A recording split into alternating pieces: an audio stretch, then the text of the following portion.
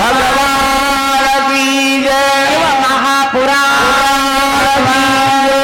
की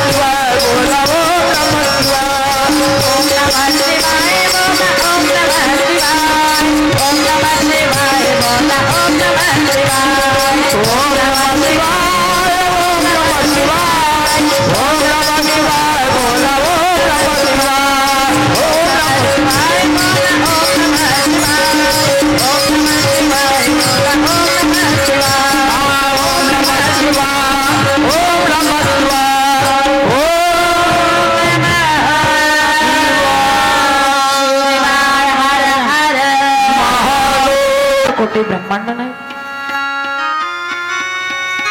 आशुतोष असा भगवान शिवशंभू त्या भगवान पंचलिंगेश्वराच्या दिव्य चरणी कोटी कोटी प्रणिपात करू। माझे गुरु श्री गुरु रेवणसिद्ध शिवाचार्य परांडकर बाबा राचलिंग शिवाचार्य परांडकर बाबा यांच्या दिव्य चरणी कोटी कोटी प्रणिपात करू। आई वडील पती परमेश्वर सासू सासरी या सर्वांच्या चरणी नतमस्तक हो। या शिव महापुराण कथेमध्ये कथेचा आजचा दुसरा दिवस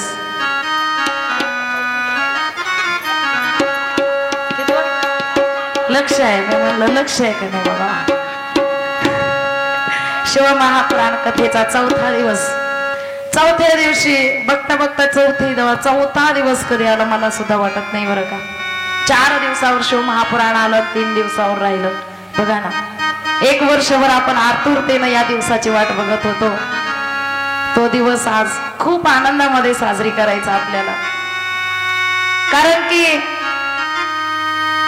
जगाची जननी माता पार्वती त्यांचा जन्म उत्सव आज साजरी करायचा।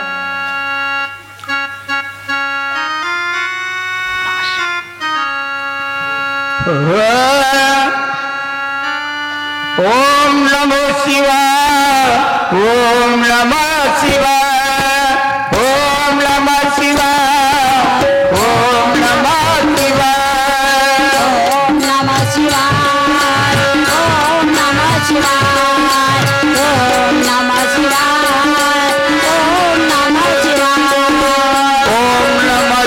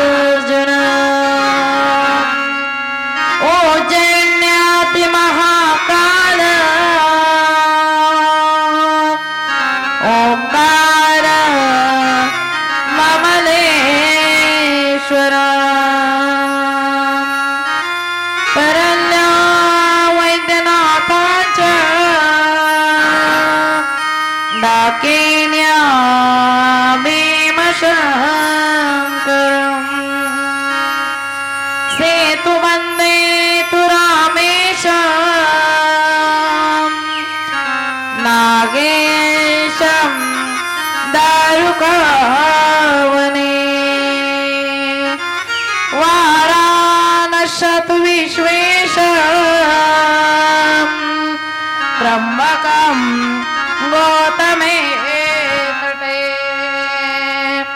हिमालये तु केदार कृष्णे च शिवालये एतानि ज्योतिर्लिंगानि सायं प्रातपटे नरः सप्तजन्म कृतं पापं स्मरणेन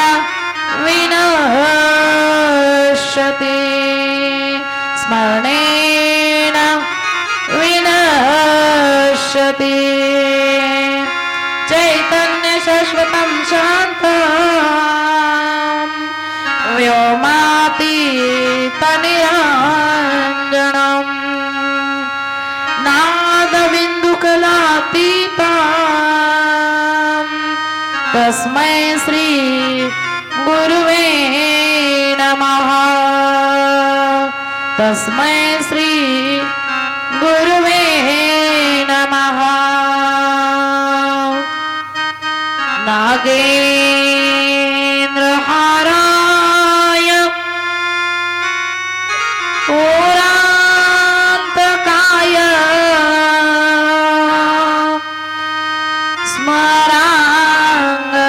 स्मराङ्गरागाय महेश्वराय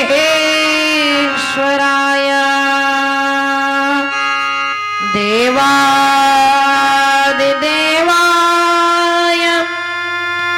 दिगम्बराय तस्मै नकाराय नमः सत्तेचा आणि आपल्याकडं जे काही सत्ता आली आहे, सत्ता संपत्ती आणि देहाचा अभिमान धरून त्या दक्ष प्रजापतीने भगवान शिव परमात्म्याची अवहेलना केली. ज्या पूजेमध्ये शिव परमात्मा नाही ती शिव पूजा, कोणतीही पूजा जरी असली ना तर ती पूजा संपन्न होत नाही. हे सर्व सांगणारी शिव महापुराण कथा, भव्य दिव्य अशी शिव महापुराण कथा. खामसवाडीमध्ये खरंच तुम्ही भाग्यवान आहात, कारण की इतकं सुंदर नियोजन फक्त महिला करत आहेत. आम्ही जिथं रात्री कीर्तनाला गेलतो, साधी माईक सिस्टीम तिथं व्यवस्थित नको. मी कीर्तन कमी केलं आणि त्यांना जास्त बोलूनच आले कीर्तनामध्ये. आमचा घसा जाईल ना म्हणलं, मरून जाताला आम्ही पटकन. कारण आमचा घसा, आमचा जीव, आमचा प्राण जर काही असेल तर माईक सिस्टीम असते. त्या सिस्टीम योग्य नसेल तर कथा सुद्धा व्यवस्थित होत नाही. कारण कथा ही खेळी मेळीचं वातावरण असतं. संगीत जर नसेल तरी कथा व्यवस्थित होत नाही. गायन नसेल तरी कथा व्यवस्थित होत नाही. तबला नसेल तरी कथा व्यवस्थित होत नाही. आणि सगळ्यात महत्वाचं म्हणजे तुम्ही नसला तरी सुद्धा कथा व्यवस्थित होत नाही. जेवढ्या संख्येनं तुम्ही आहे तेवढी कथा महान आहे. आणि खरंच काय या महिला मंडळाचं खरंच सुंदर असं. आमच्या तापडी ताई आहेत, आमच्या या सगळ्यांचे नावं दिले आणि या सगळ्यांचे आज मी जरूर नावं घेणार आहेत. कारण की आदिमाया आदिशक्तीचं रूप आहे. त्या यांनी जे हे अतिशय सुंदर सप्ताहाला रूप आणलं. काल काही जणांचं म्हणणं आलं होतं, ताई अखंड शिवनाम सप्ताहामध्ये खूपच छान रूप आलं, आमचं महिला मंडळ इथं आलं. मी म्हणलं दादा, महिला मंडळ जिथं आहे ना तिथं भव्य दिव्य रूप येणार म्हणजे येणारच. कारण का, तुम्ही जरी घरात काही आणून दिलं तर नीट ठेवायचं आणि त्याचा किती वापर करायचा तो तिच्या हातामध्ये. तसं तुम्ही सप्ताहामध्ये सुंदर सिस्टीम लावताल, सगळं लावताल, पण महिला मंडळचं जर तुम्हाला सहकार्य नाही मिळालं तर ती कथा संपन्न, तो सप्ताह संपन्न होत नाही. पण या वर्षी इतकं सुंदर आमच्या महिलांनी मनावर घेतलं. पंचलिंगेश्वर भगवंतांनी माझ्या मुखातून वधून घेतलं. त्यांची आज्ञा मला झाली की आपल्या महिलांनी परमरहस्य केलं पाहिजे. कारण परमरहस्य एकमेव असा ग्रंथ आहे, त्या ग्रंथामध्ये कुठल्या राजाची कहाणी नाही, कुठल्या कथा नाही, गोष्टी नाही, कुठली दृष्टांत नाही, काही नाही. फक्त 17 कळामध्ये एकच आहे, त्या शिवाला कसं प्राप्त करून घेता येईल, याच्या व्यतिरिक्त काही नाही. आणि शिव कोण आहे हे एक सांगितलं. शिवाला प्राप्त कसं करावं, शिव कोण आहे आणि त्या शिवाची पूजा कोणत्या प्रकारे करावी, या तिन्ही गोष्टी या परमरहस्य ग्रंथामध्ये दिलेले आहेत. त्यामध्ये परम असं रहस्य, परम म्हणजे गुह्य, गुह्य असं रहस्य या 17 कळाच्या माध्यमातून आमच्या महिला मंडळाने सुंदर हा उपक्रम सुरू केला. यांची पारायण करण्याची पद्धत, यांचं सुंदर असं हे सगळं बघून हृदय भरून येतं. महाराज कुठंतरी एवढं हृदय भरून येतं की खरंच इतका बदल आमच्या महिलांमध्ये झालाय, इतका बदल. कालचा शिवपाठ इतका सुंदर झालाय एकदा टाळ्या वाजव. इतका सुंदर कालचा शिवपाठ झाला ना, 10 वर्षाच्या महिलांना सुद्धा इतका मस्त करता येणार नाही. पण कुठं सुद्धा न शिकायला जाऊन, कुठेही शिकल्या नाहीत, कुठले सर लावले नाहीत, कुठलं काही नाही, तरी सुद्धा एवढा सुंदर शिवपाठ केला. मी सुद्धा तुमचे धन्यवाद करते. खरंच काय कौतुक करावं तेवढं कमी आहे. खरंच कविताताई, खरंच खरंच खरंच काय सांगावं तुम्हाला, अभिमानानं सांगावं वाटतं. खरंच की कुठंच महिला कमी नाही. मनन तसं मनन निज ध्यास पहिल्यापासून सांगत आले, आणि ते करून जर आपल्या आचरणामध्ये बदल होत असेल तर नक्कीच आपली शिव महापुराण कथा धन्य आहे. हर हर महादेव. आपण पाहिलं शिव महापुराण कथेमध्ये की त्यांनी महान असा यज्ञ केला. त्या यज्ञामध्ये शिव परमात्म्याला बोलवलं नाही. आणि अजून एक सांगू का, दुसऱ्या देवांना बोलवलं तरी दुसरे देव कधी राग धरत नाहीत. पण शिव परमात्म्याला जर नाही बोलवलं तर दुसरे देव मात्र नक्की राग धरतात. मग ते कोणतेही देव असू द्या. देवांचं म्हणणं आहे फक्त एकट्या शिवाला बोलवला ना तर आम्ही सगळेच तिथं आलो, पण सगळ्यांना बोलवलं, शिवाला जर नाही बोलवलं ना तर आम्ही कोणच तिथं नाही. एवढं शिवाला महत्व आहे. त्या शिवाची पूजा एवढी महत्वाची आहे. कुठल्या देवाची पूजा झाली नाही ना, करू नका. फक्त ते शिवाची पूजा केली ना तर 33 कोटी देवाची पूजा होते. वेगळं काही करायची गरजच नाही. सुंदर सुंदर अशी शिव महापुराण कथा. या शिव महापुराण कथेमध्ये काल आपण पाहिलं, दक्ष राजाचा शिरछेद झाला होता आणि त्याला बोकडाचं शिर बसवलं आणि धड बाजूला काढलं. आजही म्हण आहे की बोकडाचं शिर बाजूलाच ठेवतात. आता मला काही त्यातला जास्त अनुभव नाही, पण म्हण आहे, ऐकून आहे, त्याचं शिर बाजूला ठेवतात. म्हणजे त्या बोकडाच्या शिराला सुद्धा एवढा मान नाही का, तर ते दक्षाला वापरलं. दक्षाला अहंकार होता. अहंकारी माणसाचं मुख सुद्धा पाहू नये. त्याचं जर मुख पाहिलं तर आपली सुद्धा मधली ऊर्जा कमी होते. त्याला नास्तिक माणूस म्हणतात. त्या नास्तिक माणसाला, जो शिवाला देवाला मानत नाही, ग्रंथाला संताला मानत नाही, गुरुला मानत नाही, धर्माला मानत नाही, अशा नास्तिक माणसाचं मुख पाहिलं ना तर आपल्या मधली सुद्धा ऊर्जा कमी होते. त्याच्यामुळे त्या माणसाला पाहू नये. आणि या दक्ष प्रजापतीचा शिराचा छेद झाला. काल आपण सांगितलं, वीरभद्र ज्या भगवान शिव परमात्म्याने आपली स्वतःची जटा काढून आपटली आणि त्यामधून वीरभद्र झाला, असं क्षेत्र म्हणजे आजही तुम्हाला पाहायला मिळेल. आताही तुम्ही पाहू शकता की तुम्ही नाशिकला जाऊन एकदा ब्रह्मगिरी पर्वतावर जा आणि तिथं वीरभद्राला प्रगट कसं केलेलं आहे ते पहा. शिव परमात्म्याच्या जटा झालेल्या बघा. दगडाच्या जटा आहेत, दगडाच्या पाषाणाच्या जटा आहेत, आणि त्या जटा कशा आपटल्या आणि तिथं वीरभद्र कसा झाला.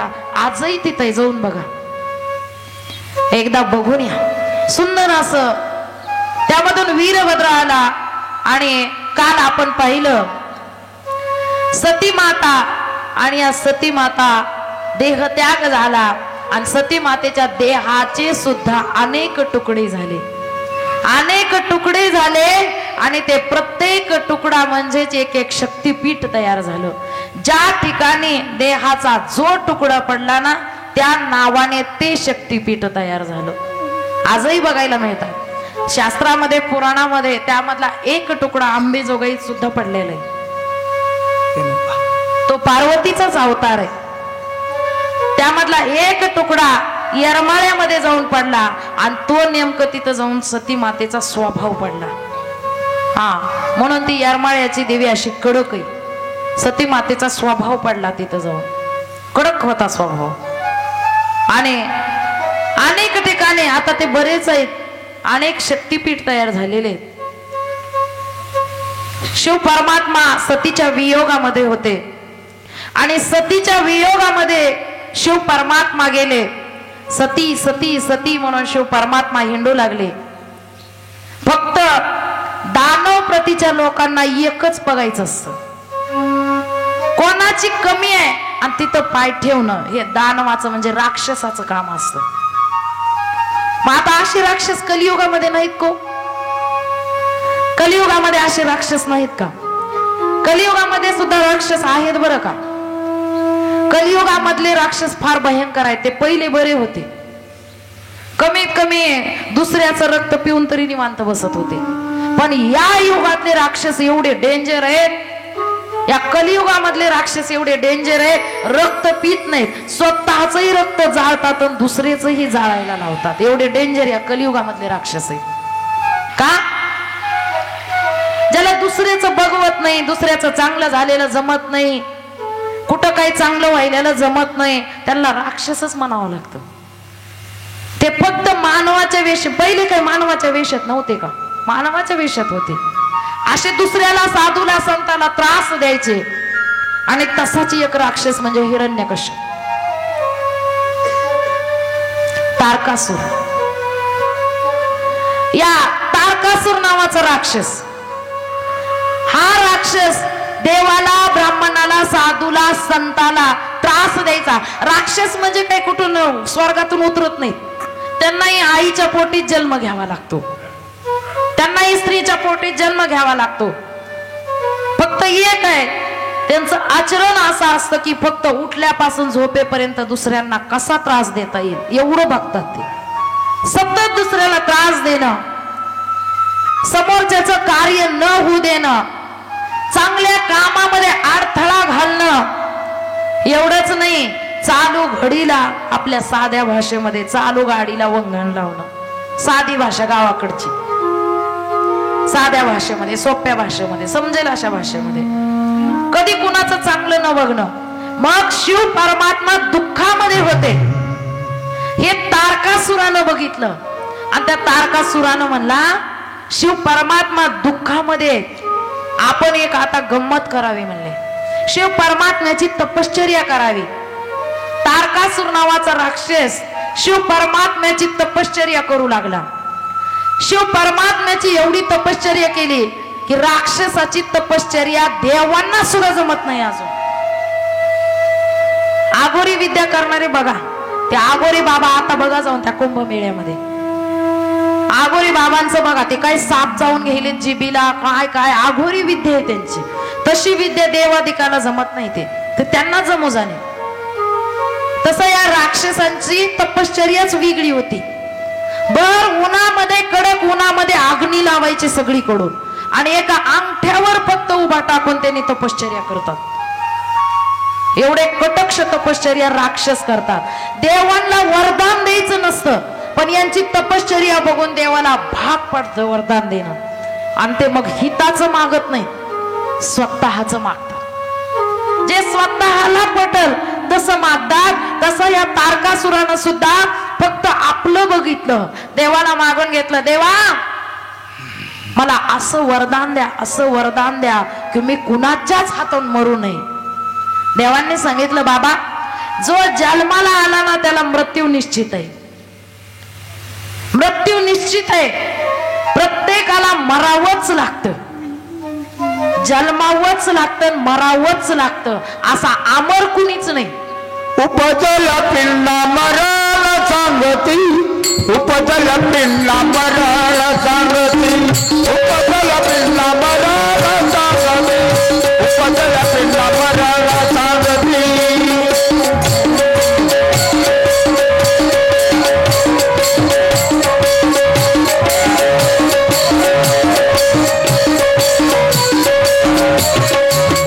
मरते उपाय जगते सागती ते, सागती ते, मरते उपाय जगती सागती ते, सागती ते. उपजला पिंडा मराला सांगती, उपजला पिंडा मराला सांगती, उपजला पिंडा मराला सांगती, उपजला पिंडा मराला सांगती. शिव महापुराण की जय. हर हर महादेव, हर हर महादेव, महापुराण भगवान की जय. विचार करा, प्रत्येकाला मृत्यू आहे बरं का. फक्त एवढं लक्षात येईना की मृत्यू कधी आहे, मृत्यू कुठं आहे.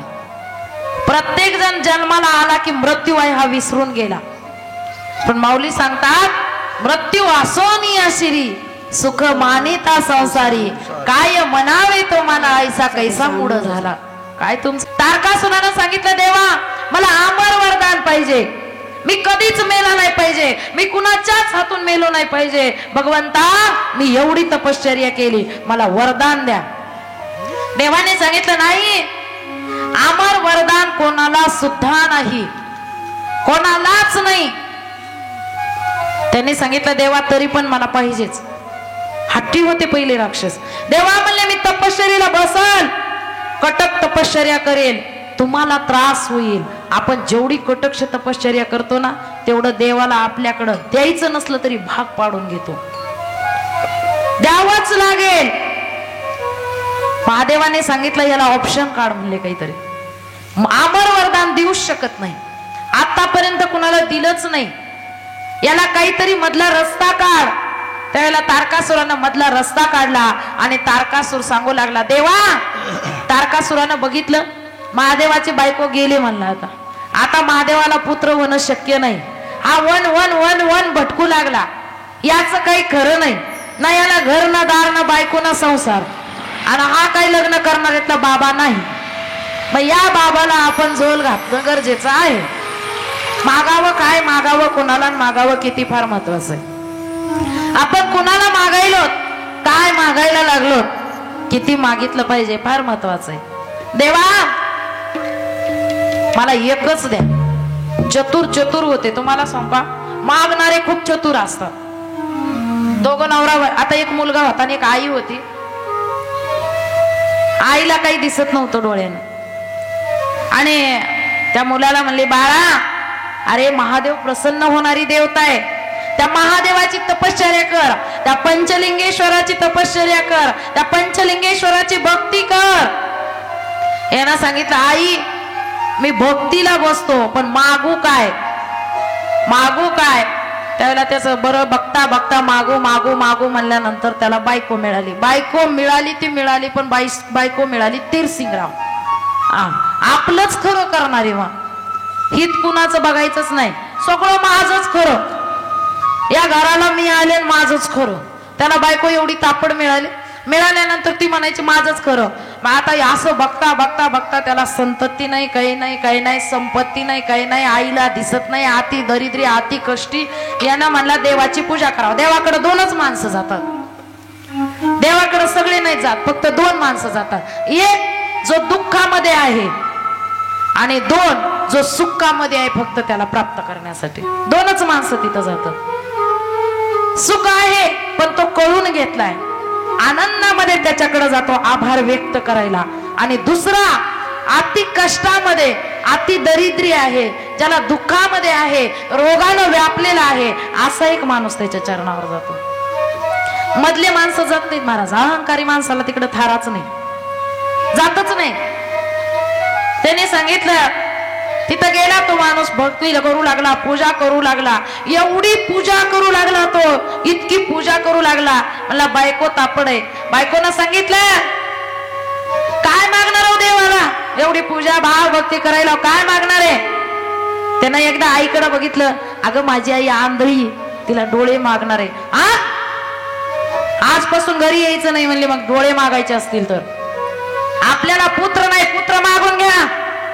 तुम्हाला कधी कळालंच नाही स्वतःच. आता त्या म्हातारीला डोळे येऊन काय करायचे, काही गरज नाही. आपल्याला पुत्र नाही, पुत्र मागा. यांना म्हणला पुत्र जरी दिला तर हिचाच खर्च मला झेपन आणि पुत्राचा कधी झेपल. यांना म्हणला आपल्याकडे नाही संपत्ती, हिचे डोळेही नको आणि हिला पुत्रही नको, आपल्याला संपत्ती नाही, संपत्तीच मागून घ्यावी. आता याला 3 वरदान मागण्यासाठी हा भगवंताकडे गेला. पंचलिंगेश्वराची तो अंतकरणातून भक्ती करू लागला. एवढी भक्ती केली, एवढी भक्ती केली, आणि भक्ती केल्याबरोबर जो जटाधारी आहे ना तो त्याच्या पुढे उभा टाकला. हातामध्ये त्रिशूल आहे, एका हातामध्ये डमरू आहे आणि चंद्राची कोर आहे, बाळी भस्म लावलेला आहे, अंगावर व्याघ्रांबर आहे, गळ्यामध्ये रुद्राक्षाची माळ आहे, गळ्यामध्ये नरमुंड माला धारण केलेली आहे आणि अंगावर व्याघ्रांबर आहे. असा आशुतोष भगवान शिव परमात्मा समोर उभा टाकला. कुणाकुणाच्या उभा टाकलो आता कल्पना केली का? आता डोळे बंद करा, करा 1 मिनिट देवाला समोर आणा. देव उभा टाकला. विचार करा, शिव परमात्मा आपल्या समोर उभा टाकले. त्यांच्या अंगावर व्याघ्रांबर आहे, भारी भस्म लावलेलं आहे, माती चंद्राची कोर आहे, जटेतून गंगा झुळझुळ वाहत आहे, हातामध्ये त्रिशूल आहे, एका हातामध्ये डमरू आहे आणि तो शिव परमात्मा आपल्या समोर आहे. आता कोणाच्या समोर आहे? आता आहे ना सगळेच. कल्पनाच करावी लागते हो भगवंताची, कल्पनाच करावी लागते. एका मिनिटात शिव महापुराण कथेमध्ये दर्शन झालं. ज्यांना अंतकरणातून देवाला आवाज दिला ना, त्याला नक्कीच रात्री स्वप्नामध्ये दर्शन आहे. इतका मायाळू कृपाळू तो भगवंत आहे. कल्पना करावी लागते. देव स्वप्नात बघण्यासाठी अगोदर त्याला डोळ्यापुढे आणावं लागतं. जे बघाल ते स्वप्नात येतं. स्वप्न सुद्धा फार विचित्र असतं. जे बघाल ते स्वप्नात येतं. एखाद्याचं वाईट चितलं तर ती शेजारीनच येते. काही जणांचं म्हणणं काय, मागे एक जणाने फोन केला, ताई शेजारी पाजारी मेलेलेच माझ्या स्वप्नात येतात. म्हणलं मेल्यानंतर चांगले असतात. म्हणलं चांगले आहेत, पण तुम्ही कस काय तसे येलेत काय माहिती नाही. मी म्हणलं कधी त्यांना जाऊन झोपीत बघितलंय का? झोपीत काही बघितलं नाही, पण कुणी जर काही गेलं तर मी ते असं समोरच दिसतं. मी म्हणलं मग तो अर्थ तुमचा भाव तिथं होतो आणि तेच तुमच्या स्वप्नामध्ये येत. जसा भाव तसा देव. एखाद्या गुरुला बघा, इतकं अंतःकरणामधून त्या गुरुला आपल्या डोळ्यामध्ये साठवा, ते गुरु माऊली साक्षात आपल्या डोळ्यासमोर येतात. कारण जागृती, स्वप्न आणि सुषुप्ती अशा 3 अवस्था आहेत. जे जागृत मध्ये बघतात तेच स्वप्नामध्ये येतं आणि ते सुषुप्तीमध्ये आपल्या समोर राहतं. ह्या 3 अवस्था असतात. या माणूस पूजा करू लागला, याच्या समोर शिव परमात्मा उभे टाकले आणि शिवाने विचारलं, अरे तुला काय पाहिजे? यानं सांगितलं, देवा मला 3 वरदान पाहिजे. माझ्या बायकोला पुत्र नाही, माझ्या आईला डोळे नाहीत आणि हे दोन्ही दिलं तर माझ्याकडे संपत्ती नावाची चीज नाही. काय करू देवा? आईला जर डोळे दिले तर बायको घरात येऊ देत नाही आणि बायकोला जर पुत्र दिला तर ती आई नीट बोलत नाही. करू तरी काय करू? खरंच दोघाच्या मध्ये त्या मुलाचं फार मरण असतो. जरा समजून घेत चला थोडं. हा, कलयुगातल्या माया जरा समजून घ्या. काही समजून घेत नाहीत. तुम्हाला सांगू का, त्याची बायको जर म्हणली ना, अहो आज आपल्या दोघांनाच पाणीपुरी खायची, माईनं एवढे मोठे डोळे केले त्याच्याकडे वट करून बघायले, तुला तीच दिसली का? आतापर्यंत मी नव्हते का? अरे बाबा, तिला आज खाऊ घाल, मला उद्या खाऊ घाल. त्याचं का मरण करता मध्ये? समजून घ्या ना जरा. असं मागा की पुन्हा नाही देवाकडे हात पसरावे लागले पाहिजे. उठता, देवा माझा गॅस संपला, आज गॅस मिळू दे. देवा आज मुलगा 5वीला चाललाय, त्याचा सेमीला नंबर लागू दे. देवा आता मुलगा, पहिला तर प्रश्न काय झालाय सांग का, आता 100% महिलांच्या समोर खरी कंडिशन बोलणारे लोक कमी झाले, तर माझा कसा आहे सांग का, खरं बोलूनच निघायचं, होईल ते होईल. आणि आता काय झाले, 100% इथं बसलेल्या महिलांच्या पुढे प्रश्न आहे, आपल्या मुलाचं लग्न होत. बरोबर आहे का माऊली? आपल्या मुलाचं लग्न होत, मुलाच्या लग्नाच्या माग आहेत. बरं कस बस पशुपती व्रत केले, गुरुकडे गेल्या, नारळ घेतले, शोकतेच्या खाली ठेवले, नारळ घेतले, नाही ते व्रत केले आणि मुलाचं लग्न झालं. सून चांगली ना, आली तर आली, दुसऱ्याच दिवशी बशी आदळती, तिसऱ्याच दिवशी संध्याकाळीच लगेचच म्हणते, सासूबाई चाव्या इकडं आणा, एक तर तुम्ही तर घराच्या बाहेर जाणार, तर मी तर तुझ्या लेकाला घेऊन जाते. पुन्हा प्रश्न आला आणि ही जाती मंदिरात म्हणते, देवा तुला 5 अभिषेक करते, सुनाला एवढी बुद्धी दे की तिनं फक्त मला कब्बर चहा दिला पाहिजे. खरी कंडिशन आहे, होय, खोटं बोलत नाही. बरं तेवढं झालं की एवढीवर कुठं शांत बसते. 2-4 वर्ष गेले, पुन्हा नारळ नेतील, पुन्हा मंदिरात आदळती, देवा सून तर चांगली वागू लागली पण तिला पुत्रच नाही. पुन्हा देव म्हणला, अगं तुला द्यायचं किती? बरं पुत्र कसा बसा झाला तो सुईचा झाला नाही. कौर फाटा झाला, सगळं डोकंच उलट त्याचं. मग गल्ली बोळात गेला आणि घाण घाण शिव्या देऊ लागला, सगळे शिव्या देऊ लागला. त्याला शिव्या दे, त्याला शिव्या दे, त्याला शिव्या दे देऊ लागला. एका घरातून एक बाई आली आणि म्हणले, ओय एवढी देवाची भक्ती केली, पुत्र मागून घेतलीस, तुझं लेकरू किती घाण घाण शिव्या द्यायला कळलं का? ते म्हणले 4-5 वर्ष मोठे होते, त्याला चांगल्या चांगल्या शिव्या शिकविते. आता घाण घाण द्यायला पुन्हा चांगल्या चांगल्या दे, सगळ्या शिव्या शिकविते. असले लोक झाले हो, लय लोकांचं अवघड झाले, लोक अवघड झाले, विचार करायचाच अवघड झालाय. आणि या तारकासुरानं म्हणला, देवा तुम्हाला पत्नी नाही. त्यानं मनात विचार केला, आता देवाला नाही पत्नी, आता पत्नी नाही तर पुत्र कुठून असणार आहे? पुत्र पण नाही, आणि देवाचं लग्न व्हायचं कसं? आता सती सती सती सती म्हणून हिंडायले देव, याचं काही खरंय? देवा द्यायचंय ना, खरंच दानवासारखी बुद्धीच कुणाला नाही. त्यांच्या डोक्यात एकच असतं, काय मागायचं कुणाचं वाटुळं कसं करायचं, हे दोनच त्यांच्या डोक्यात असते. काय मागायचं 24 तास डोक्यामध्ये, आणि कुणाचं कसं वाटुळं करता येईल हेच त्यांच्या डोक्यात. म्हणतो त्यांची प्रगती नाही आतापर्यंत, दानवाची प्रगती कुठं? तारकासुराचं मंदिर आहे का बघा बरं, याचं त्याचा अभिषेक वगैरे आहे का बघा? रावणाचं मंदिर आहे का बघा? दुर्योधनाचं मंदिर आहे का बघा? दुःशासनचं मंदिर आहे का बघा? आहे का? मंदिर नाही. दानवाचे दुर्बुद्धीवाल्या माणसाचे मंदिर नसतात, संतांचे मंदिर आहेत, साध्या माणसाचे मंदिर आहेत. अहो त्या बाळूमामाने मेंढर राखले तरी मंदिर आहे, संत होऊन गेले. ज्याचे विचार महान आहे तो संत आहे, ज्याचे विचार लहान आहे तो दानव आहे. काय ते काय आपसाय कुठून पडले का काय, विमानातून उतरले का काय? आपल्या मधलेच एक आहे. मग यानं विचार केला, याची तर पत्नी नाही, पत्नी नाही तर याला मूल कुठून होणार? मग देवा मला एकच वरदान द्या, मारायचंय ना तर खुशाल मारा, पण तुमच्या पुत्राच्या हातूनच माझं मरण. आता याच्यात सुद्धा एक पॉइंट सांगते मी तुम्हाला, दानवासारखे हुशार मानव सुद्धा नाहीत ना, संत नाहीत ना, कोणीच नाहीत, देव सुद्धा नाहीत. दानव एवढे हुशार आहेत, त्यांनी मरण मागितलं देवाच्या पुत्राकडून, येणे करून मुक्तीच मिळाली पाहिजे. डोकं किती भारी बघा. हा देवाने मरण मागितलं, कुठं? देवाला मरणच नाही, पण तरी सुद्धा मरण मागायला गेले तर कुठं मागतात? देवा इथं मरू दे तिथं मरू, आकाशाला मरू दे, असं मरण मागायचं, असं मरण मागायचं की आपल्या मृत्यूचा उत्सव झाला पाहिजे, एवढं जोरात मरण मागितलं पाहिजे. हा मरण आलं पाहिजे, प्रत्येकाला मरायचंय, पण आपल्या मरणाचा उत्सव झाला पाहिजे असं जगायचं. महाराज काही काही जणांचा मृत्यू एवढा जोरात असतो, काही काही संतांचा सुद्धा तेवढा जोरात नसतो, काही काही साधूच तसा सुद्धा झाला नाही, एवढा जोरात एका एका माणसाचा उत्सव होतो. आणि त्यावेळेला आपण म्हणतो यानं कधी सत्कर्म केलं नाही हो, याच्या मरणाचा उत्सव झाला. तुम्हाला काल परवा सांगते, आम्हाला भजनी मंडळ आमचं पूर्ण बोलवलं, माझ्याकडेच फोन येतात, ताई तुमचं भजनी मंडळ पाठवा. म्हणलं ठीक आहे जाऊ द्या, जावा. म्हणलं कशासाठी? त्यांनी सांगितलं असं असं मेले, तिथं शिवपाठ घ्यायचा, त्यांनी देह त्याग केलाय आणि तिथं शिवपाठ घ्यायचंय. मी म्हणलं कशाला घेता? कधीच त्यांनी शिवपाठ केला नाही, कधी मंदिरात गेले नाही, कशाला घेता? नाही म्हणे ताई घ्या ना, या ना, पाठवा ना, पाठवा ना. म्हणलं ठीक आहे, पाठवलं.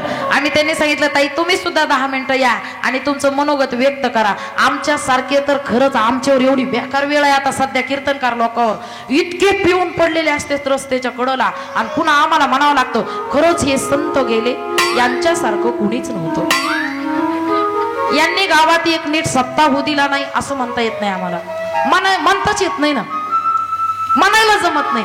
मग आम्हाला नाविलाजानं म्हणावं लागतो, यांनी एवढ्या पंक्ती दिल्या, कुठं दिल्या आणि कुणाला माहिती. एक माणूस देखील जीव घातला नाही, उष्ट्या हाताने कावळा देखील हल्ला नाही. भाताचा एक कण गेला आणि कावळा जर जागला तर त्यांनी उष्ट्या हाताने कावळा हल्ला नाही, कुठले सप्ताह नीट होऊ दिलं नाही, तरी आम्हाला तिथं जाऊन कीर्तन ठेवलं की म्हणावं लागतं यांच्यासारखे महान महाराष्ट्रात नाही, यांनी गावाचा फार विकास केला, गाव सगळं दुर्गतीला आणून ठेवलं, ते तरी म्हणावं लागतं. आमच्यासारखे दुर्भाग्य कीर्तनकारासारखे कुणीच नाही. विनाकारण जाऊन स्तुती करावी लागते, ती सुद्धा नारदाच्या गादीवर. काय करणार? कलियुग आहे. तुम्ही म्हणता असं कसं? आमचं नाव इलज आहे का? तुम्ही बोलायला पटविलं, आम्ही बोलले, आमचं काय? बोलावंच लागतं. पण हे काय एकाचा संदेश मग आम्ही बी खसकाटून दुसऱ्याला देत असतो. यांचं गेलं ते गेलं, पण तुमचं यांच्यासारखं घालू नका वाईट करण्यामध्ये. भला यांनी एक सप्ताह उभा केला, मग आम्ही असं म्हणत असतो. अरे अवघड आहे हो सांगायचा विषय. मागायचं मरण तारकासुरानं मागितलं, देवा तुमच्या पुत्राच्या हातून मरण होऊ द्या, मोक्षच मिळावा. मरणानं सुद्धा मोक्ष मिळाला पाहिजे. आणि तुम्हाला सांगू का, सोनपीठ मध्ये कथा होती. दररोज कथा सुरू झाली की परमपूज्य गुरु माऊली माझ्या पाठीमागे येऊन बसायचे. आणि आपल्या पाठीमागे गुरु असले ना आपल्याला भ्यायची काही गरज नाही. दन दन दन दन बोलणं असतं, आपण कोणाला भेट नाही. माऊली मागे बसलेले होते. 7 दिवस मधली 4थ्या दिवशीची कथा झाली. आणि 22 वर्ष झालं मठामध्ये एक जण मंडपाची सेवा देत होता. मंडप साऊंड सिस्टीम त्यांची सेवा होते. बहुतेक तुमचे पाहुणेच असतील, लिंगायत तेलीच होते ते. मठाच्या बाजूला घर. त्या बाबांचं वय 80 वर्ष. त्या बाबांनी कधीही दीक्षा घेतली नाही. बाबा महाराजांनी म्हणायचं, अरे दीक्षा घी, तुला मोक्ष मिळायचं नाही. अरे दीक्षा घी, लिंग घाल. अरे पण त्यांना त्याचं एक काम होतं. महाराजांची एवढी सेवा करायची, एवढी कपडे पडले धुवायचे, जाऊन काय करायचं काम असलं न सांगता जाऊन करायचं. मंडप तर तो सप्ताह आला म्हणला की 1 महिन्यानं अगोदर मंडप चालू करायचा. साऊंड सिस्टीम तो रात्र तिथं झटायचा. पहाटे उठून मठ झाडायचा. काय म्हणणं ते बाबा महाराजांनी आवाज दिला की बाबा आलो म्हणून तो मठात जायचंच. रात्री उठून तो जायचा. आणि बघता बघता महाराजांनी त्याला सांगितलं, अरे दीक्षा घे, गुरु कर. त्यानं सांगितलं, बाबा जे दीक्षा घेतात, जे गुरु करतात तेच तुमच्या विरोधात आहेत. आणि मी दीक्षा घेऊन काय करू? मी तुमची सेवा तर करतोय ना. माझे गुरु तुम्ही आहेत, माझी दीक्षा तुम्ही आहेत, माझे लिंग तुम्ही आहेत. दररोज जायचं, गुरुच्या पायाचं दर्शन भस्म लावून घ्यायचं, गुरुची मन पडल ती सेवा मठामधली करायची, प्रत्येक काम करायचं. कधी कोणाला वर्दळीला यायचं नाही. त्या दिवशी रात्री 12 वाजता तो युवक गेला, माणूस गेला. सगळ्याला गाद्या टाकल्या. एक जणाला गादी नव्हती. 1 किलोमीटर चालत जाऊन रात्री 1 वाजता गादी आणली. त्यांना गादी टाकली. त्यांना उठवलं, उठा. गायक होते, उठा. आणि या गादीवरच पोटी त्याला सांगा माझी भक्ती करायला. आणि त्याला भक्ती करायला सांगितली. आणि हिमालय राजा देवीची भक्ती करू लागला. सर्व मंगल मांगल्ये शिवे सर्वार्थ साधिके शरण्ये त्र्यंबके गौरी नारायणी नमोस्तुते. सर्व मंगल मांगल्ये शिवे सर्वार्थ साधिके शरण्ये त्र्यंबके गौरी नारायणी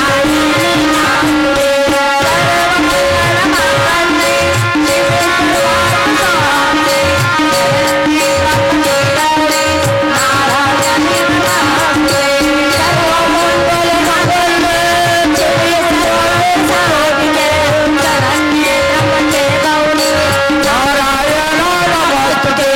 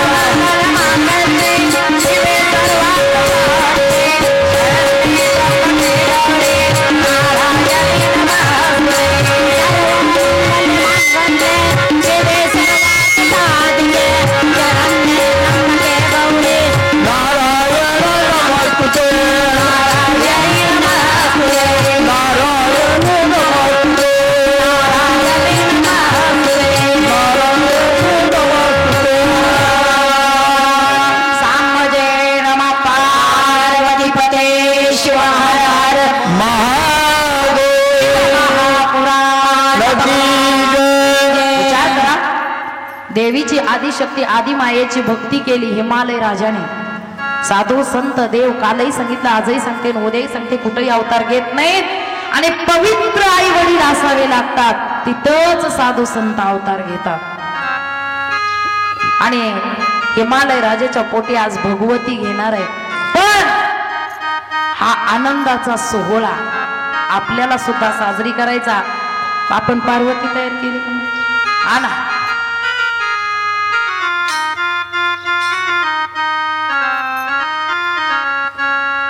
या देवी सर्वभूतेषु शक्तिरूपेण संस्थिता. नमस्तस्यै नमस्तस्यै नमस्तस्यै नमो नमः. ते भस्म घ्यायचं. कविता ताई सगळीकडे भस्म लावा. पार्वती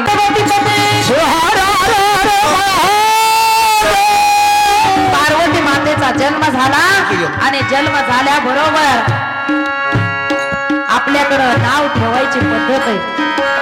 पार्वती मातेचं नाव ठेवण्यासाठी लक्ष्मी माता दोसऱ्या दिवशी बोलली बागा, निरंकारी होई बागा. भयानक मे चरणाशी लागा, दान चोडेचे रामाली मागा. जो बाळा रे जो, दान चोडेचे रामाली मागा. जो बाळा रे जो. तिसऱ्या दिवशी बोलाली उमा, बाळाच्या रूपाशी लागे ना सीमा. ऐशी बोलती महादेव भीमा, जो बाळा रे जो. ऐशी बोलती महादेव भीमा, जो बाळा रे जो. चौथ्या दिवशी बोलली तारा, आणा सोनार आपल्या घरा.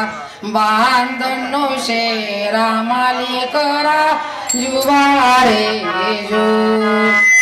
बांधनो शेरामाली करा, जुबाळा रे जो. पाचव्या दिवशी सटवी बोलली, सीतारामाची रावणानं नेली. कैशी देवा तुम्हा निद्रा लागली, गेले मारुती लंका जाळीली. जो बाजो रे जो.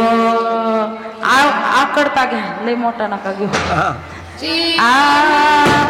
सोनियाचा पाळणा रेशमाची दोरी.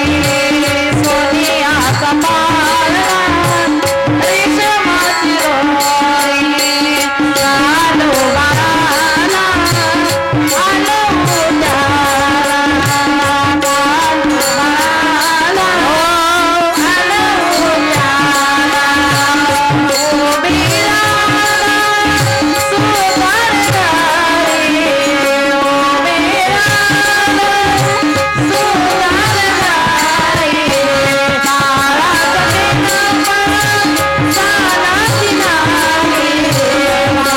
बाळाचं नाव सालाची नारी. सोनियाचा पाळणा रेशमाची दोरी. आलो बाळाला रेशमाची नारा, आलो बाळाला आलो उद्याला. सामरेण माता पार्वतीपते शिवारार सगळ्यांनी फुलं टाकायला. इथं बसल्या ठिकाणावर टाका. तुमचा अर्धा तास गोंधळ कथा संपून जाईल. हा, बसल्या ठिकाणावर टाका. पार्वतीपते शिवारार महादेव. या किती सांगू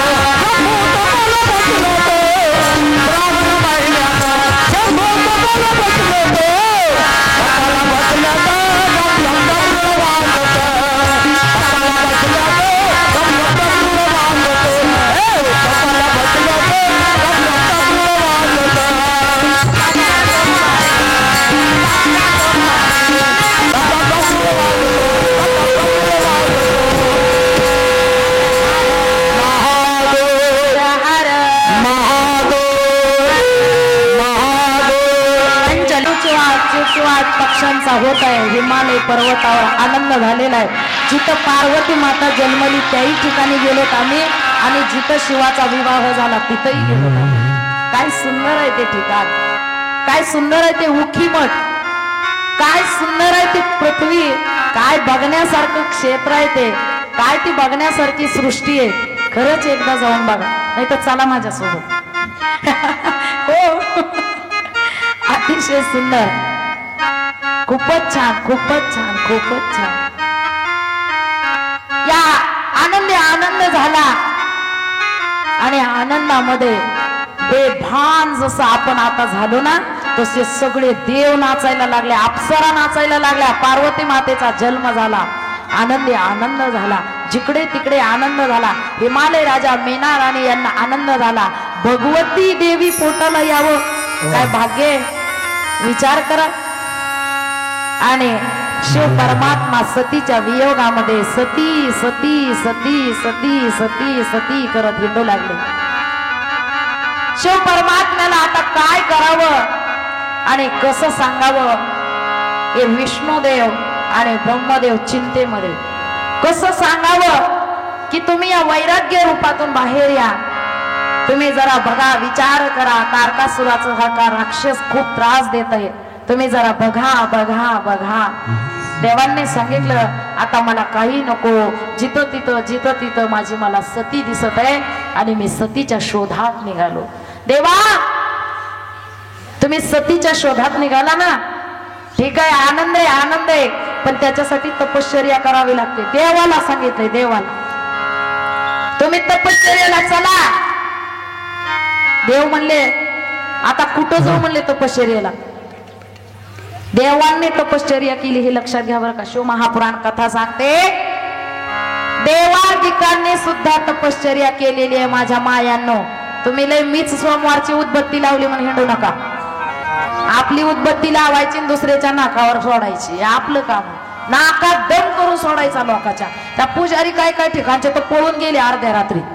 नकोच म्हणले, ती शिवाची पूजाच करणं नको, आम्हीच पळून जातो. याने उठली एक दिवशी एका मंदिरामध्ये एका ठिकाणी माई उठली आणि मस्त पैकी सकाळी पहाट पूजा केली. सगळ्या पूजा एवढी केली, अर्धा किलो तूप लागत असलं तर 1 किलो तूप. नवऱ्याच्या खिशातून 500ची नाही, हा आता 500च्या 2 नोटा काढायला सुरू केल्या बायका. का? शिवाची भक्ती करायची. मध एक थेंब टाकत नाहीत आता, मधाची अख्खी बॉटल घेऊन यायची, तुपाची अख्खी बरणी घेऊन यायची, कापराची अख्खी डब्बी घेऊन यायची. महादेव आपल्या ताब्यात घ्यायचा, फटकाल मांडून बसायचं आणि मस्त देव ताब्यात घ्यायचा. कोणी जर म्हणलं ना माय जरा बाजूला सारखा, आ दिसत नाही का एवढं सामान आणलेलं, मग ती सामान दाखवायला आलीस का तू. 5 आमृत एक ठिकाणी करतात, त्याला पंचामृतच म्हणतात. आणि एक आमृत अख्खी बॉटल बतली तरी त्याला पंचामृतच. हर हर महादेव. मग या माऊलीनं काय केली, ताटात गच्च भरली ना आली मंदिराकडं. मंदिरामध्ये आली, पूजा केली. पूजा केल्या बरोबर अर्ध तूप त्या फरशीवरच सांडलं. हिनं पहाटच कार्यक्रम केला. सकाळी 6 वाजता पुजारी आला आणि पुजारीनं मंदिर उघडलं. रोजच्या सारखा मंदिरात जाऊ लागला. त्या तुपावरून जी पाय निष्ठला ती बाद्ध मन पुजारी खाली पडला, तीच डोकं आपटलं. पुजाऱ्याने जसं डोकं आपटलं, पुजाऱ्यानं आपली पिशवी भरली, नीट आपल्या गावाकडे सुटला. तुझी पूजा नको, तुझा महादेव नको, तूच बघून घे, काही नकोच नको. विचार करा, थोडं काळजीपूर्वक पूजा करा, काळजीपूर्वक जरा लक्ष करा. शिवाची पूजा काही वाहिलं म्हणून होत नाही बरं का. तुम्हाला सांगू का, शिवाची पूजा काही वाहिलं म्हणून होत नाही. 4 प्रकारची सेवा केल्यानंतर शिव प्रसन्न होतो. त्याच्यामध्ये पहिली सेवा आहे अंग सेवा. म्हणजे हा जो मंदिर आहे ना, त्या मंदिराला झाडा, पुसा, स्वच्छ करा, त्याला धुवा, त्याला घासा. त्याला जशी आपल्या घरामध्ये काळजी घेताना तशी काळजी घ्या. त्या शिवाची काळजी घ्या, त्या मंदिराची काळजी घ्या. त्याला म्हणतात स्थान सेवा. ती स्थान म्हणजे जो मंदिर आहे, ज्या गुरुचा मठ आहे. गुरुला किंवा महादेवाला जर कुठल्याही देवाला प्रसन्न करून घेण्यासाठी अगोदर पहिल्यात महत्वाची गोष्ट आहे, गुरुला जर प्रसन्न करून घ्यायलात ना तर गुरुच्या पायथ्याशी जाण, गुरुच्या अगोदर चरण हातात घ्या, दर्शन घ्या, साष्टांग दंडवत घाला. साष्टांग दंडवत घातल्याशिवाय देव प्रसन्न होत नाही. गुरुला साष्टांग नम्र भाव करा. मंदिरामध्ये गेलं, गुरुच्या मठामध्ये गेलं की अभिमान धरू नका. हातात झाडू घ्या आणि पहिलं झाडायला सुरुवात करा. त्याला म्हणतात स्थान सेवा. स्थान सेवा केली की पुढं जा आणि अंग सेवा. महादेवाची पिंड असेल किंवा गुरुला बिनावा करा. गुरुचा कधी बिनावा केलाय का? कुठल्या मार्गदर्शनाखाली चलतोय हा सप्ताह? कुठले गुरु आहेत? कधी कुठले गुरु आलेतच का नाही या गावावर? कुठले? औषध काही का असं ना, कुठले तरी कधी गुरु आणा.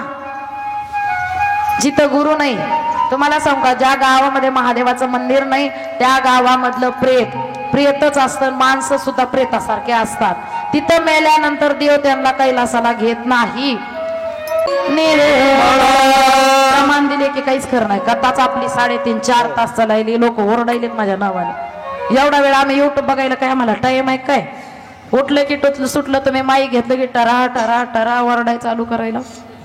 तुमचा तर तुम्हाला विचार नाही, पण आमचा तर करा म्हणले. ते खामसवाडीतल्या लोकांना जगू द्या जरा असं म्हणले हो डायरेक्ट. त्यामुळे आपल्या वेळेतच सेवा होईल. आज काल अर्धा तास आगाव घेतला, आज नाही घ्यायचा, वेळेतच सेवा. मग या 4 प्रकारे गुरुची, साधूची, संताची आणि भगवंताची सेवा करणं गरजेचं आहे. हा प्रश्न पडला. भगवान विष्णूने सांगितलं, देवा तुम्ही सतीच्या वियोगातून बाहेर या. देवाने म्हणले काय करू मग? एकमेकाचा आदर काय करू मग? त्यांनी सांगितलं हिमालय पर्वतावर गंगोत्री असं एक पवित्र ठिकाण आहे. त्या गंगोत्रीच्या ठिकाणावर थोडा अवसडन, गंगोत्रीच्या ठिकाणावर, बरोबर आहे माईक खाली गेलं, गंगोत्रीच्या ठिकाणावर तुम्ही जा आणि त्या पवित्र ठिकाणी जाऊन तुम्ही तपश्चर्या करायला लागा. इतकं सुंदर ठिकाण आहे तुम्हाला सांगू. एवढं सुंदर ठिकाण आहे, एवढं सुंदर ठिकाण आहे. काय कल्पना करा, जिथं गंगा नदीचा उगम झालेला आहे असं सुंदर ठिकाण आहे, एवढं सुंदर ठिकाण आहे. आणि त्या ठिकाणी शिव परमात्मा निघाले तपश्चर्या करण्यासाठी. शिव निघाले आणि सगळेच देव शिवाची भक्ती करू लागले. आता सगळ्यांनी हात वर करायचे बरं का. टोटल इथं सगळे बसलेले वट्ट्यावर, कट्ट्यावर, माडीवर, कुठं जिथं बसलेत ना सगळ्यांनी शिव माझा माझा माझा माझा माझा शिव माझा हे शिवाचा शिव माझा माझा माझा माझा माझा शिव माझा मी शिवाचा हो. शिव माझा माझा माझा माझा शिव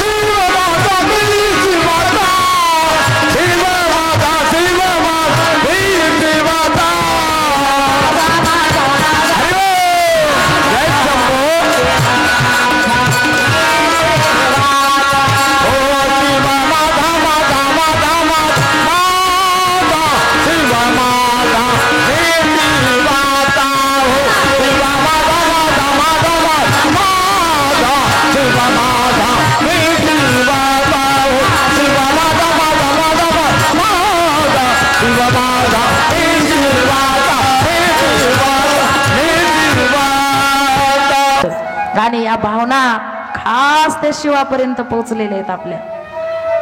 फार आनंद झाला हो. सगळेजण तुम्ही एवढ्या महिला, खरंच काय तुमचं कौतुक करावं.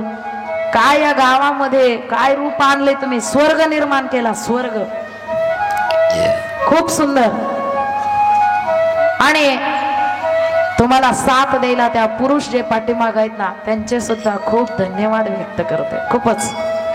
हर हर महादेव, हर महादेव. विचार करा, शिवाला सांगितलं गंगोत्री सारखं पवित्र ठिकाण आहे देवा, तुमची सती तुम्हाला तिथं मिळेल आणि तुम्ही जावा आणि तिथं जाऊन भक्ती करायला लागा, तपश्चर्या करा.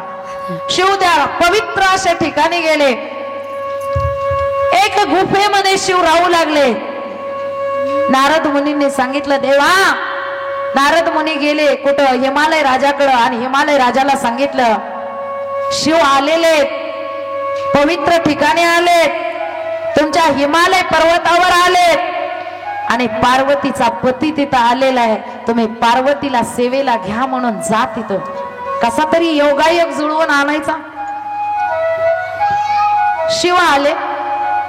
नारद मुनीनं हिमालय राजाला सांगितलं. हिमालय राजा निघाले. हिमालय राजा निघाले.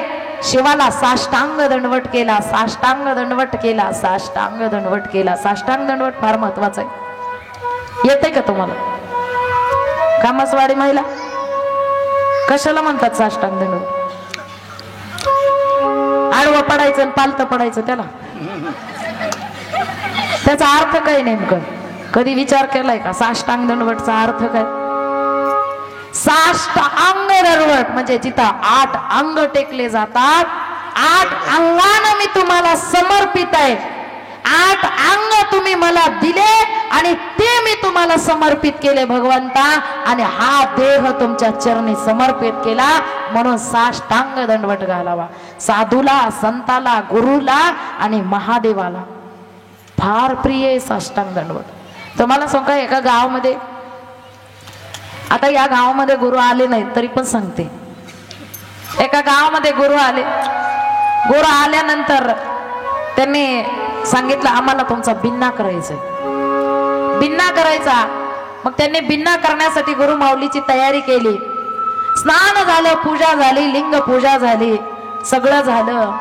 आणि झाल्यानंतर गुरु माऊलींना प्रसाद बनवला. प्रसाद कोणाचाही घेत नाहीत. साधू संत गुरु कुठेही अन्न घेत नाहीत, कोणाच्यातलंही अन्न घेत नाहीत. सात्विक अन्न खाल्ल्याशिवाय सात्विक बुद्धी चलत नाही. अन्न जर कुठलंही खाल्लं तर आपल्या बुद्धीचा काही भाताडा पडला म्हणून समजायचं. अन्न कुठलं खावं, कसं खावं आधी लक्षात घ्या. अगोदर लक्षात घ्या, अन्न कुठलं खावं, कसं खावं. जसं अन्न खाताल ना तशी आपली बुद्धी चालायला सुरू होते.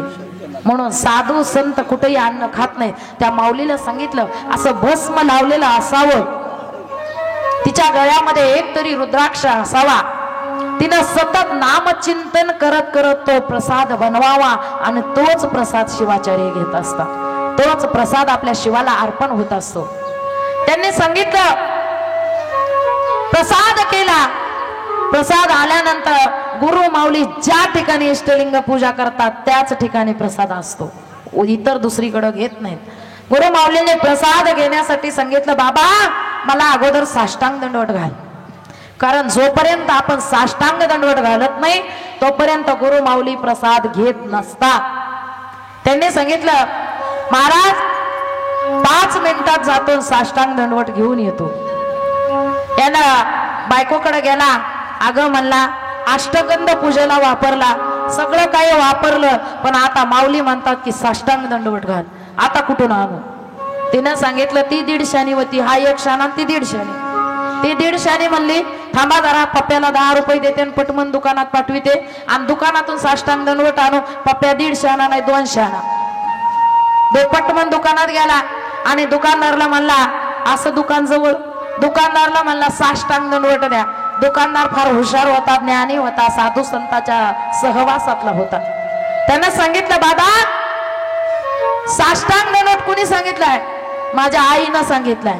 इकडे म्हणला, अगोदर 10 रुपये घेतले आणि त्याच्या काढ म्हणून कानटाळीत घातली. महाराज थाप द्या. काढ म्हणून त्याच्या कांटाळीत घातली.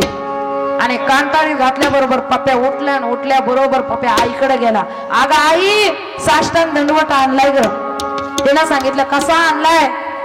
अगं आई, फार सोपा आहे, त्याला फक्त गाल खाली करावा लागतो. तिनं म्हणले असं? तिनं खाली वाकली, तिच्या गालात पप्प्यानं खाड कांटाळीत घातली. कांटाळीत घातल्याबरोबर त्यानं सांगितलं आई, याला म्हणतात साष्टांग दंडवत. पळत पळत नवरा आला. ग प्रसाद थंड होते. साधू संत गुरु महाराज प्रसादासाठी थांबले. पटकन साष्टांग दंडवत दे. तिने म्हणली त्याच्यासाठी खाली वाकावं लागते. नवऱ्याला म्हणली खाली वाका. खाली वाकल्याबरोबर नवऱ्याच्या खाड करून कांटाळीत घातली. त्याने म्हणले हे असतं, याला म्हणतात साष्टांग दंडवत. तो गेला पळत पळत गुरुकडे गेला. माऊली पटकन घ्या साष्टांग दंडवत आणि प्रसाद घ्या. त्याने सांगितलं कसा द्यायचा? त्याने म्हणले गुरु महाराज थोडं पुढे वाका. गुरु महाराज पुढे वाकले, गुरुच्या खाड म्हणून कांटाळीत घातले. शास्त्र कधी बघा ना, कधी बघा ना काय सांगते बघा ना. पलायन करू नका, पारायण करा. पळू नका, अर्थ समजून घ्या. माऊलीने तर सांगितलं याका ओवीत उद्धार होतो. याका गुरुपादोदकाची धार सोमस्तकी पडत असे वारंवार. ऐसी भावना सत्वर करावी शिष्यवर्या. गुरुच्या पादोदकाची धार आपल्या मस्तकावर घ्या. गुरुच्या पादोदकाची धार आपल्या मस्तकावर आहे अशी भावना करा. आणि मी गुरुच्या पादोदकामध्ये स्नान करत आहे. गंगेचे यमुनाचे गोदावरी कावेरी जलस्मिन सन्निध्यम करश्चयामी. ते पाणी सगळं गंगा यमुना सरस्वती सगळ्या माझ्या स्नानाच्या पाण्यामध्ये आलेले आहेत अशी कल्पना करा ना. करा ना जरा आणि स्नान करा. आणि मग ते बघा तुम्ही काय होतं. ते स्नान होतं, सुचिरभूत होतं. आणि तशी पूजा झाली पाहिजे. विचार करा, शिवाला साष्टांग दंडवत हिमालय राजानं घातला. देवा, महादेवा, माझी एक इच्छा आहे हो. देवा, एक माझी इच्छा आहे हो. काय इच्छा आहे? साधी सोपी सरळ आहे हो. साधी सोपी सरळ कशी आहे? एकच काम करा. माझी पार्वती फार गोड आहे, खूप सुंदर आहे, फार प्रज्वल आहे, शुद्ध अंतःकरणाची आहे, खूप दिसायला सुंदर आणि कोमल आहे. तुमच्या सेवेसाठी ठेवून घ्या ना, दासी म्हणून. देवाने सांगितलं तुझी एवढी सुंदर मुलगी माझी दासी कशी, ती सुद्धा राजकुमारी. देवा, तुमची सेवा करायला मिळते हेच माझं भाग्य आहे. माझ्या पार्वतीला तुमच्या सेवेसाठी घ्या ना. असा कधी आग्रह धरलाय का? धरलाय का? माझ्या माईनं काय करायला पाहिजे? इष्टलिंग पूजा लेकराला कर म्हणून असा हातात तांब्या द्यायला पाहिजे. भगवंताला एक लोटा जल घाल म्हणून असं जल हातात द्यायला पाहिजे. आणि एक लोटा जल घालेपर्यंत तुला बिस्किट चहा मिळणार नाही असं म्हणायला पाहिजे. माझी माय असं उरट्या डोक्याची, उर फाट्या कोणीकडच्या, तसं नाही सांगत. काय त्या पूजेत आणि काय त्या महादेवात आहे? अभ्यास कर. ती लेकरू जरी पूजा करायला अभ्यास कर. डॉक्टर झाला पाहिजेस. तो ज्या वेळेला जन्मायचास त्याच्या आधीपासून आम्ही स्वप्न धरलंय तू डॉक्टर व्हावा. अरे तो भाग्यानं होणारच आहे. पण हे संस्कार सुद्धा पाहिजे. कारण शास्त्र सांगतं संस्कार केले तर संस्कृती टिकेल, संस्कृती टिकली तर राष्ट्र टिकेल, आणि राष्ट्र टिकला तर देश टिकेल. ती हातामध्ये हिच्या हातामध्ये टीव्हीचा रिमोट घेते. तो तिकडच बस. काय बघायचं ती बघ, पण मला माझं बघू दे. का काय ती लक्ष्मी निवास मला बघू दे. ते काही काही अजून काय काय काय काय चालू आहे बघू दे मला. जरा चला हवा येऊ द्या, बघू दे मला. हिचंही मागतं त्याचंही मागतं. विचार करा, लेकरांना मोबाईल देऊन खाऊ घालायला. उपाशी राहू द्या 2 दिवस, पण मोबाईलच देऊ नका. सगळ्यात मोठं व्यसन मोबाईल आहे. आणि ते व्यसन कधीच सुटणार नाही. तुमचा आदर करणं तर राम राहिलं, पण तुमच्या घरावरचे पत्रे विकण्याची ताकद त्या लेकरामध्ये. आता जन्मता जर 15,000चा मोबाईल देता, ते वयात आल्यावर काय मागल कधी कल्पना केली का? मोबाईल देऊन नाही खाऊ घालायचं. नाही खाल्लं तर नाही खाल्लं, बस उपाशी. घेणं नाही देणं नाही. आपलंही टीव्हीचं बंद करायचं आणि आपणही त्यांना सोबत घ्यायचं, बाहेर अंगणात पळवायचं आणि चिवचा कवचा घास खात खात खाऊ घालायचं. बघा जरा काय संस्कार. लय आवड झालो, कळायलाच तयार नाही लोकांना, लोकांना कळायलाच तयार नाही. आणि पार्वती माता शिवाची भक्ती करू लागल्या. तन मन धनानं भक्ती करणं वेगळंच असतं बरं का. तन मन धनानं भक्ती करू लागल्या. काय शिवाच्या पूजेमध्ये पत्र आणून देणं, फूल आणून देणं, झाडून काढणं, हे करणं, त्याच्यामध्ये पार्वती माता रत झाल्या आणि मनोमन पार्वती माता शिवावर प्रेम करू लागल्या.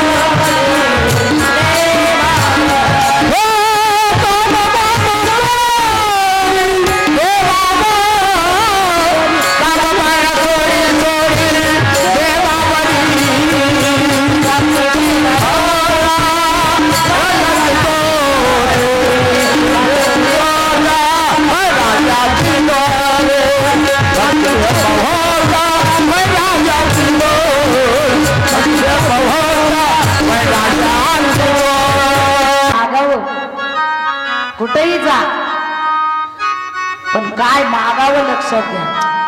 काही मागायचं नाही, काही मागायचं नाही. देवाला, साधूला, संताला, गुरुला मागत असताना भगवंता फक्त माझा प्राणनाथ सुखी ठेव, मला अजून काही नको. त्याच्या चरणावर मला स्वर्ग सुख आहे, मला काही नको. मागितलं पाहिजे, मागा, पण काय मागावं लक्षात करा. काय मागावंच कळायला तयार नाही. फार विचित्र बाजार झाला, मागण्याचा विचित्र बाजार झाला. आणि मग सांगतात काय मागावं, कुणाला मागावं, काही नाही. फक्त शिवदास माऊलींनी मागितलं, देवा फक्त मला एक काम कर, एक वेळा भेट दे, फक्त एक वेळा भेट. मागावं देवाला, मला एक वेळा भेट दे रे भगवंता.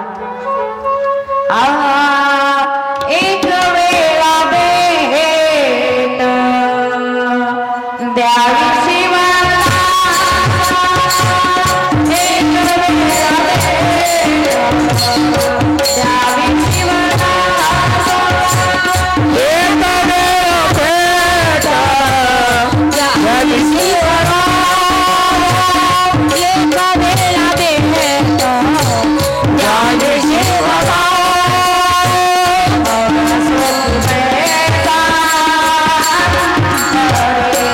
Oh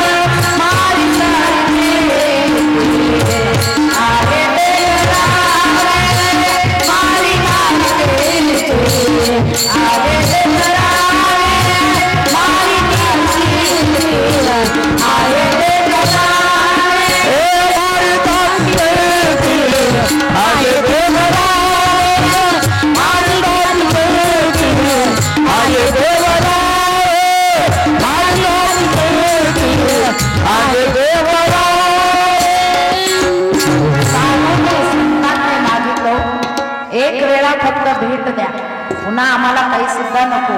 आणि ही सगळी कथा अतिशय सुंदर शिव महापुराण कथा आहे. अनेक कथा आहेत, अनेक कथा आहेत. त्या कथेमध्ये सुंदर सुंदर आणि सुंदर असा शिव पार्वती विवाह आहे.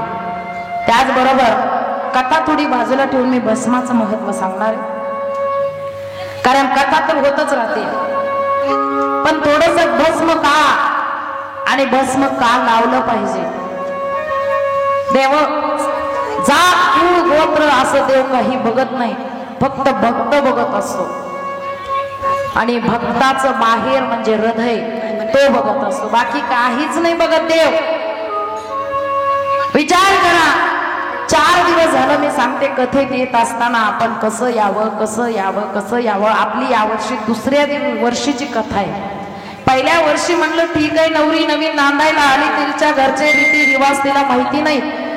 तिला 1 वर्ष लागतं कोणत्या सणाला काय करतात, कोणत्या सणाला काय करतात. कधी धपाटे करतात, कधी कोंदीच्या पोळ्या करतात, कधी पुरण घालतात. तिला अजून माहिती नाही, पण तिला आता माहिती झालं ना. 1 वर्ष झालं, आता दुसऱ्या वर्षी तुम्ही कथेला येत असताना भस्म लावलं पाहिजे. तुमच्याकडे बघितलं की शिवमय शिवमय शिवमय झालं पाहिजे.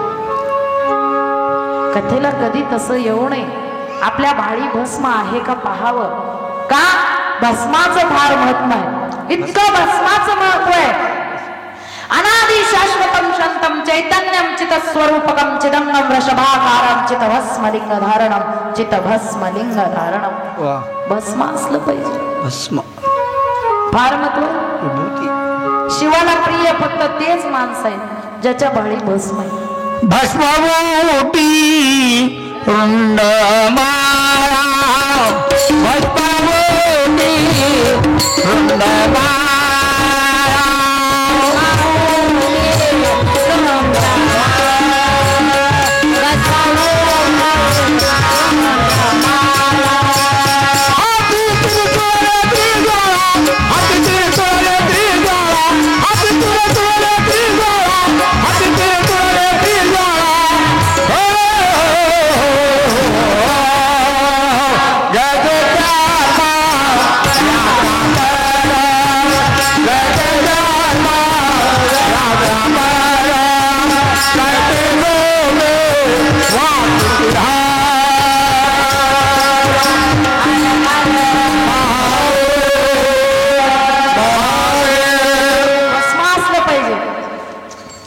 कितीदा सांगितलं भस्माचे खूप फायदे आहेत म्हणून. अहो, साधारण माणसाला धन प्राप्त झालं ते फक्त आणि फक्त भस्मामुळं. भस्माचे भूषण लिंग बांधो कंठी, नित्य घेऊ भेटी शिवाची. इतकं महत्वाचं आहे. तुमचं जर तुम्ही किती महादेवाच्या डोक्यावर तिथं जावा, डोकं आपटून आपटून आपटून फोडून घ्या, तरी देव तुमच्याकडे बघत सुद्धा नाही. देवानं सांगितले त्याच्या भाळी भस्म नाही ना, त्याचं मला मुख सुद्धा पाहू वाटत नाही, म्हणजे त्याच्या तोंडाकडे सुद्धा मला बघू वाटत नाही. मग तो साधू असेल, संत असेल, महाराज असेल, गुरु असेल, देव, काही मला घेणं नाही देणं नाही. मला त्याच्या तोंडाकडेच बघू वाटत नाही. म्हणजे भस्म लावलेला माणूस बघा, काय तो माणूस आहे, काय त्याचं भूषण आहे. भस्माचं भूषण असलं पाहिजे. लिंग बांधो कंठी, नित्य घेऊ भेटी शिवाची. रोज भेट घेतली पाहिजे शिवाची. तुम्हाला सांगा, यम थरथरा कापतो, थरथरा. त्या माणसाला न्यायला यायची ताकद नाही. ताकद, साधी ताकद नाही, ताकद. एका गावामध्ये एक माणूस मेला, कधीच भस्म लावत नव्हता, कधीच. गुरुचरित्रामधली कथा आहे, कधीच भस्म लावत नव्हता तो.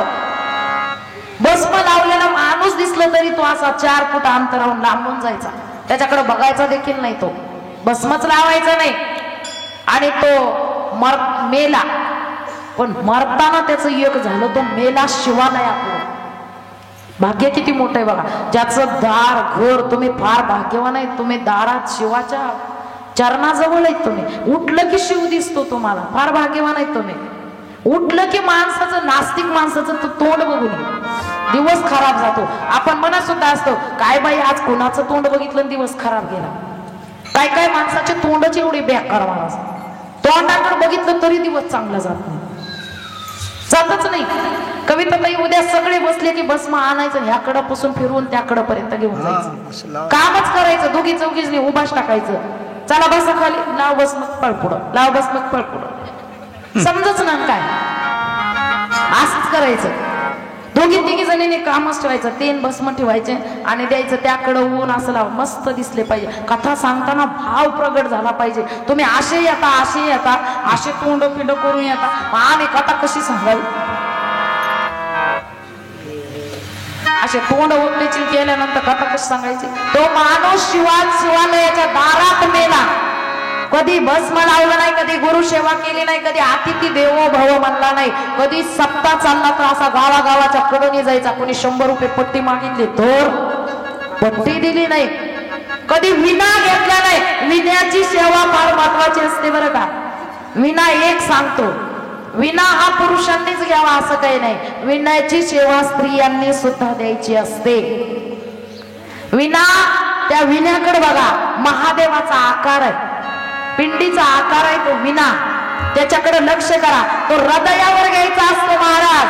ओ महाराज, विना खाली गुडघ्यात नसतो घ्यायचा, हृदयावर घ्यायचा असतो, हृदयावर उजव्या या खान. आणि त्या विण्याचा आकार आणि आपल्या हृदयावर येतो आणि त्याची एक एक तार म्हणते शिवाय नमः, शिवाय नमः. त्या संगीत आणि तुमची ती म्हणण्याची टोनिंग या दोन्ही मध्ये तुम्हाला ताल आणि सूर कळायला लागतो आणि आपोआप तुमच्या मुखातून गायन व्हायला सुरुवात होते. एवढी ताकद त्या विण्यामध्ये. आज आताच्या संध्याकाळच्या शिवपाठापासून एक जणीनं विणा घ्यायचा, शिवपाठ झाला की दुसरीच्या गळ्यात टाकायचा. धट मनानं टाका, घेतला पाहिजे. मला काही माहित नाही, तुझे भांडे मी घासते, तुला नको, मला कोणाला टाइम नसला तर मी येते, मला काय अडचण नाही. सगळ्याचे भांडे आणून द्या माझ्याकडे, मी घासीत बसते.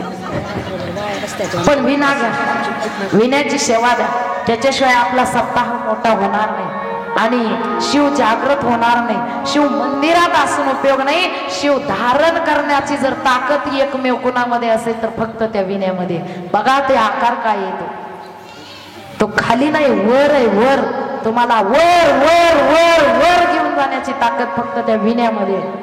म्हणून कीर्तनकाराच्या गळ्यामध्ये पहिल्यांदा विणा टाकला जातो आणि विणा घेतल्याशिवाय, विणेकरीच्या पाया पडून विणा गळ्यात घेतल्याशिवाय घेतलेल्या माणसानं पुन्हा त्या विणेकरीच्या पाया पडावं एवढी ताकद त्या विण्यामध्ये.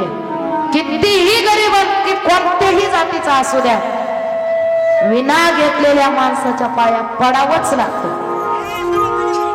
एवढं महत्व आहे. तिला सुद्धा कळायले त्या मांजरीला शिवकथेचं महत्व. ती येऊन बसली आपल्या इथं, 1 तास झालं ती शिवकथा ऐकते, तिचा उद्धार करून गेली. कथाकाराच्या खाली बसली ती असं घालून. विचार करा, सांगायचा एक उद्देश आहे. फार या बारीक बारीक गोष्टी जीवनातलं सगळं सांगून जातात. म्हणून प्रत्येक माझ्या आया बहिणीनो, माता भगिनीनो, भाळी भस्म लावलं पाहिजे. ना जात कुळ गोत्र काय नाही, भाळी भस्म. का? भस्म ज्याच्या भाळी आहे ना त्याला यम न्यायला येत नाही, त्याला शिवलोक मिळतो. आणि तो माणूस मरून शिवालयाच्या दारात पडला इथपर्यंत येत. आपण कुठं गेलो तरी तिथंच यायचं, कुठं जायचं. मग कधीच पूजा केली नाही, योगानं तो शिवालयाच्या दारामध्ये मरून पडला, देह त्याग झाला. पण त्या गावचं कुत्र, जसं आज मांजर खाली येऊन बसले ना, तसं त्या गावचं कुत्र महादेवाच्या मंदिरात जाऊन बसत होतं. त्या कुत्र्याची नेमकं, त्या कुत्र्याला काय झालं, त्या महादेवाच्या पिंडीची विभोर त्या कुत्र्याच्या मागून लागली अंगाला. ते कुत्र आलं त्या प्रेतावर बसलं, त्या प्रेताला ती भस्म लागलं आणि तो प्रेत देह दिव्य झाला आणि त्याला शिवलोक प्राप्त झाला. हर हर महादेव, हर हर महादेव. ताकद त्या भस्मामध्ये. मग कुत्र्याला जात होती, कुत्र्याला गोत्र होत, होतं का? मग कुत्र्याचा उद्धार झाला ना, आपण मानव आहेत, आपला का नाही उद्धार होणार? आणि असा जर उद्धार व्हावाला वाटत असेल ना, तर प्रत्येकाने भस्म लावा. भस्म लावलं पाहिजे का?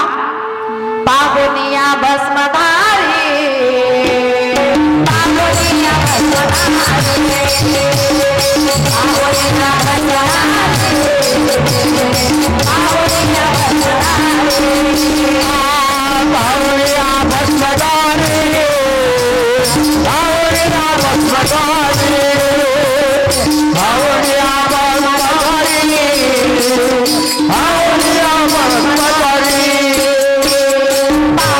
पाहुनिया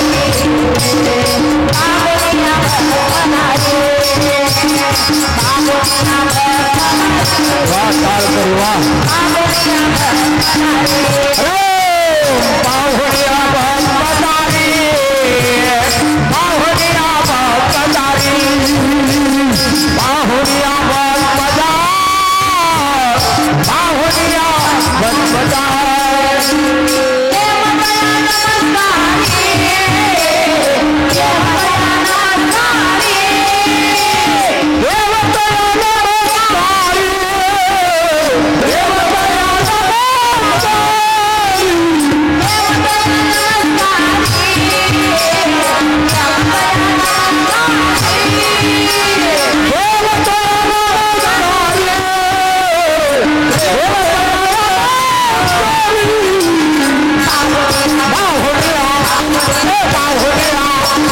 शाश्वतम शांतम चैतन्यम चितस्वरूपकम चिदंगम वृषभाकारम चित भस्म लिंग धारण. त्या लिंगाला भस्माची एवढी आवड आहे. आणि हा जो आहे ना पिंडस्थल, कशामुळे झालं सांगू का तुम्हाला? हा अंगस्थल होता. ही पिंड पिंड रूपामध्ये झाला. कारण हा देह पवित्र जर झाला असेल तर फक्त भाळी भस्म हाताने त्या भगवंतासाठी टाळी वाजवणं आणि मुखामध्ये त्या भगवंताचं नाव घेणं, तोच देह पिंड म्हणजे शिवस्वरूप आहे. म्हणून प्रत्येकाने भस्म लावलं पाहिजे. जात गोत्र काही नाही. मयि पूजा श्रीमद शंकर पादयो अर्पिता तेन देवी प्रियंतम मे सदा शिवम सांब जय नमः पार्वतीश्वर महादेव. शिव महापुराण गुरुदेव तुम्हा